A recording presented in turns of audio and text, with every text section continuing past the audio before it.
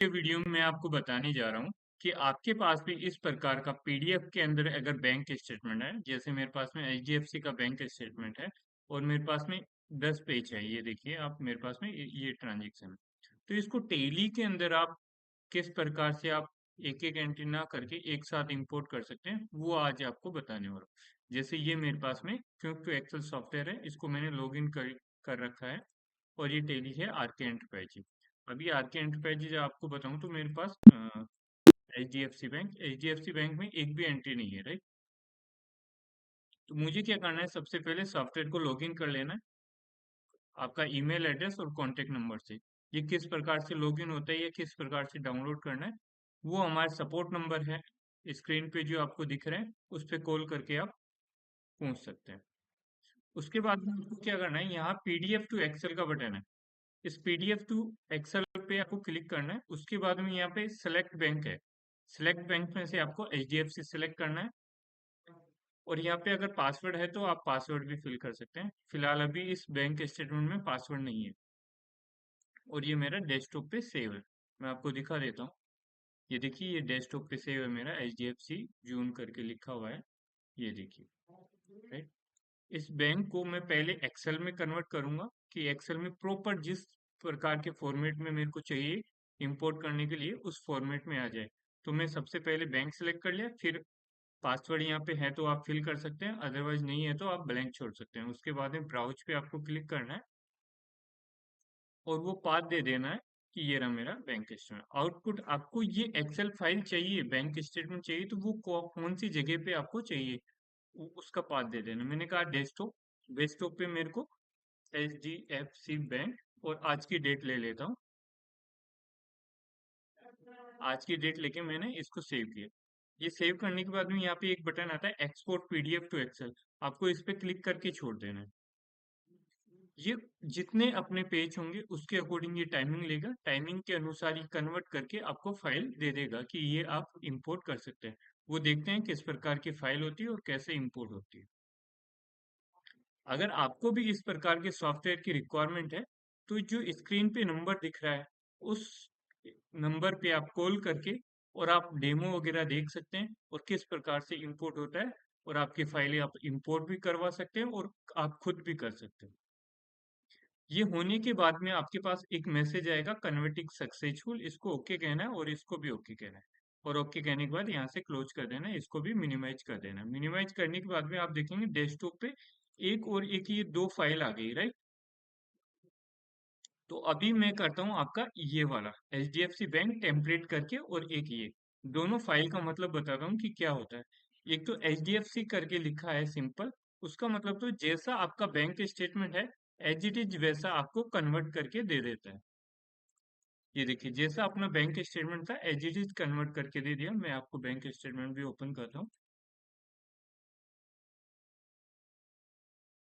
ये देखिए, ये सब बैंक स्टेटमेंट। अब देखेंगे नरेशन भी आपका एक दो तीन लाइन के अंदर दिखा रहा है, बट आप एक्सेल सीट में देखेंगे एक ही लाइन के अंदर आ गया, राइट।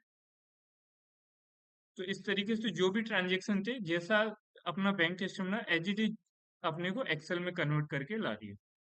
ये तो एक फाइल हो गई। सेकंड फाइल मैं आपको बताता हूँ यहाँ पे, ये वाली टेम्पलेट वाली फाइल। ये फाइल भी सेम ऐसी ही ओपन होगी, बट डिफरेंस क्या होगा, जैसी अपने को फाइल चाहिए टेली में इंपोर्ट करने के लिए वैसा यहाँ पे लिखा हुआ आ जाएगा। डेट आ गई, वाउचर नंबर आ गया, रेफरेंस आ गया, नरेशन आपका सेम वहाँ पे जो लिखा है वो आ गया, नेम ऑटोमेटिक आ गया, डेबिट और क्रेडिट आपका क्या बैलेंस है वो ऑटोमेटिक आ गया, राइट। ये अपना ऑप्शन।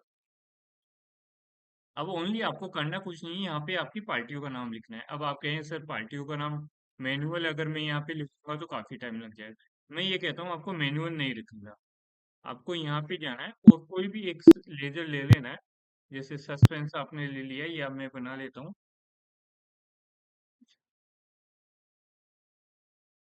एक्स वाई जेड का मैंने लेजर बना दिया और इसको ग्रुप दे दिया मैंने सस्पेंस करके। और मैंने क्या किया, इसको एक्स वाई जेड यहाँ टेली से ही कॉपी किया और यहाँ पे लाके रख दिया जी, पेस्ट कर दिया और डबल क्लिक कर दिया। तो ये टोटल एंट्री मेरी सस्पेंस बोले तो एक्स वाई जेड में चली जाए। मैंने इसको सेव किया और यहाँ से क्लोज कर दिया। उसके बाद में मेरे को आइडिया है कि वो फाइल मेरी डेस्कटॉप पे है, ये डेस्कटॉप है IGFC करके 8 4 करके। अब यहाँ पे आ जाना है मेरे को, राइट। सॉफ्टवेयर सॉफ्टवेयर पे आने के बाद में सबसे पहले डाटा पे जाना है, कॉन्फ़िगरेशन पे जाना है, और आपको यहाँ पे 3 बटन मिलेंगे, टैब है। तो इन तीनों पे आपको क्लिक कर देना है, सेव कर देना है, ये सब मैसेज आएगा, कॉन्फ़िगरेशन सेव सक्सेसफुल, ओके कहना है और यहाँ से क्लोज कर देना। क्लोज के बाद में आपको जाना है गो टू बैंक इंपोर्ट। अब करना चाह रहे हैं अपन बैंक इंपोर्ट की, टेली के अंदर बैंक कैसे इंपोर्ट होगा। तो आपको इस पे क्लिक करना है, गो टू बैंक इंपोर्ट, यहाँ पे ये किया, ब्राउज किया। ब्राउज करने के बाद में आपको वो फाइल सेलेक्ट कर लेनी। ये सेलेक्ट किया, कुछ सेकंड के अंदर वो फाइल आपकी यहाँ पे अपलोड हो जाएगी। देखो ये अपलोड हो गई।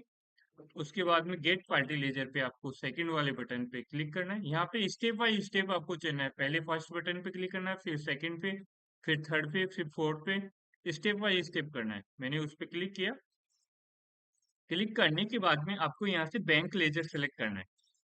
जो भी आपका टेली के अंदर बना होगा वो यहाँ पे रिफ्लेक्ट करेगा, मतलब शो होगा। तो मैंने HDFC सेलेक्ट कर लिया। HDFC सेलेक्ट करने के बाद में अब आप ये कहेंगे कि सर ये तो सारी एंट्री सस्पेंस में चली जाएगी, बट मैं कहूंगा नहीं जाएगी आपकी सस्पेंस में। यहाँ पे आप देखो कि जहाँ पे भी आपका सेम नरेशन आ रहा है, जैसे मैं यहाँ पे मानू ये कार्ड सेटलमेंट करके लिखा हुआ रहा है, तो मैं फिल्टर बाय नरेशन में कार्ड लिखता हूँ।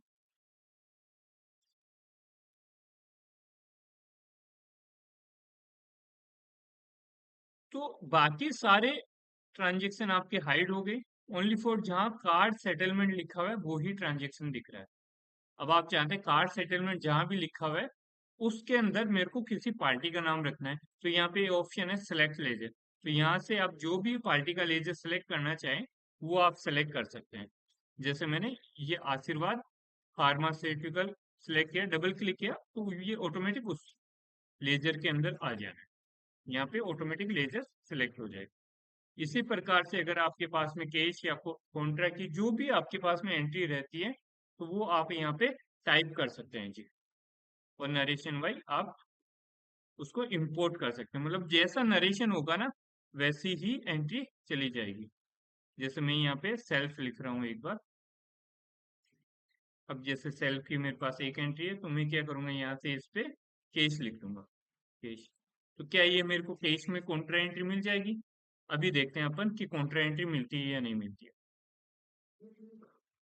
फिर उसके बाद में वैलिडेट पे क्लिक किया जी मैंने। ये वैलिडेट पे क्लिक किया, वैलिडेट सक्सेसफुल का आपको यहाँ पे मैसेज आएगा, वैलिडेट सक्सेसफुल, इसको ओके कह देना।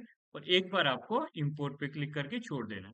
कुछ सेकंड के अंदर आपके पास में रिजल्ट आता है, वो देखते हैं किस प्रकार का रहता है। यहाँ पे आप देखेंगे, यहाँ पे दिखा रहा है 31/7/2024 आउट ऑफ रैंक।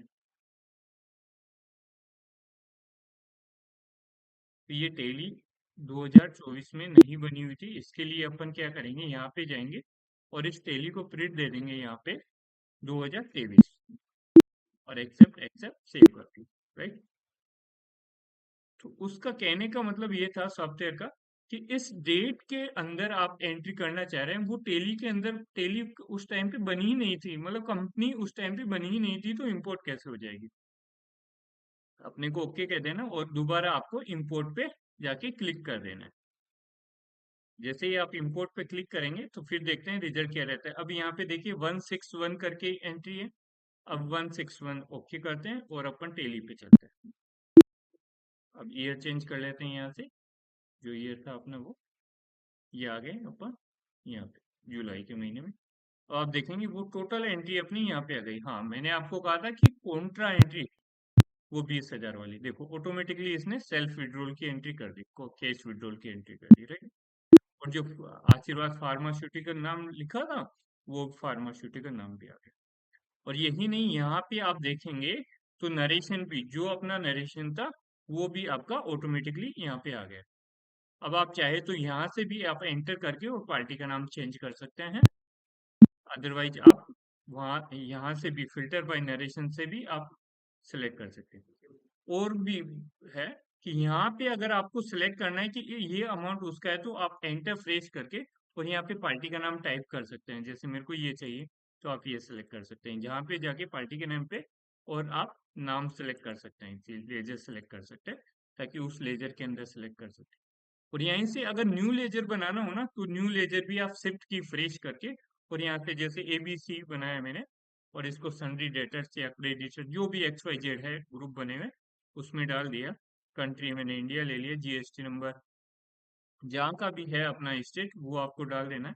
यहाँ पे आपको ऑप्शन का ध्यान रखना है, जीएसटी टाइप। अगर आपके पास में रेगुलर है तो आपको जीएसटी नंबर का ऑप्शन होगा, और अनरजिस्टर्ड तो ये होगा। अभी मेरे पास में अनरजिस्टर्ड, जनरेट करता हूँ, ओके।